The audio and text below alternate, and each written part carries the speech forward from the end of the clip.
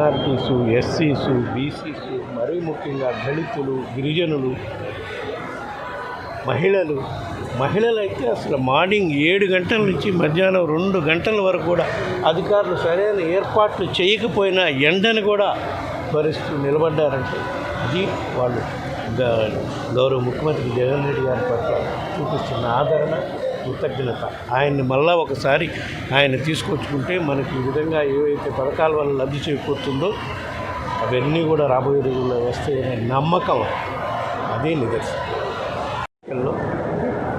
మేము ఎప్పటి నుంచో భావించినట్టుగానే గత 5 సంవత్సరాల్లో మా గౌరవ ముఖ్యమంత్రి జగన్మోహన్ రెడ్డి గారి పాలనలో సంక్షేమ కార్యక్రమాల వల్ల డైరెక్ట్గా కుటుంబాలలో మేలు జరిగిన దానికి మరీ ముఖ్యంగా మహిళలు, వృద్ధులు చూపించిన కృతజ్ఞతకు నిదర్శనమే మొన్న 13వ తారీఖు జరిగిన పోలింగ్ సరళి గమనిస్తే అర్ధరాత్రి 11:30, 12 వరకు కూడా మార్నింగ్ 7:30 నుంచి మహిళలు, మరీ ముఖ్యంగా వృద్ధులు, వికలాంగులు వచ్చి ఓట్లేసిన తీరు చూస్తేనే ఆ రోజే తెలిసిపోయింది రాష్ట్ర ప్రజలందరూ కూడా ఏ విధంగా గౌరవ ముఖ్యమంత్రి జగన్మోహన్ రెడ్డి గారి పట్ల, వైఎస్ఆర్ కాంగ్రెస్ పార్టీ పట్ల ప్రజలు ఆదరణ చూపబోతున్నారు.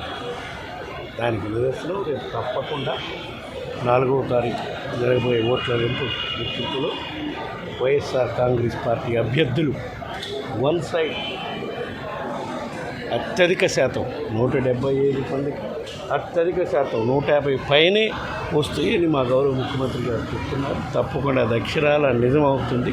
ప్రజలు ఆశిస్తున్నారు.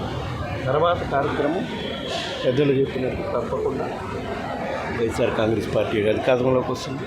మా గౌరవ ముఖ్యమంత్రి జగన్మోహన్ రెడ్డి గారు ఇచ్చిన మాట ప్రకారం విశాఖలోని 9వ తారీఖు మార్నింగ్ 9:30 ప్రమాణ స్వీకార కార్యక్రమం కూడా విశాఖలో జరుగుతుంది. దానికి పెద్ద ఏర్పాట్లు చేసే కార్యక్రమాలు కూడా మా పార్టీ నాయకులతో చర్చించే కార్యక్రమం కూడా